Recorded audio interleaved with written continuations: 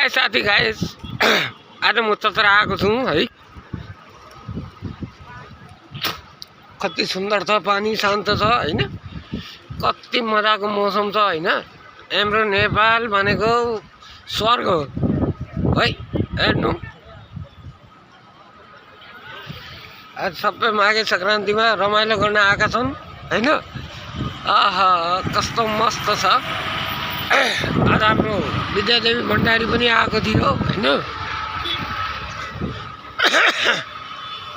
जाडो जाडो छन् यहाँ हेर्नु। अब केही बेरमा तपाईले पानी जाँच पनि आउँदैछ हैन। जय हो कोशी मैया की जय हो।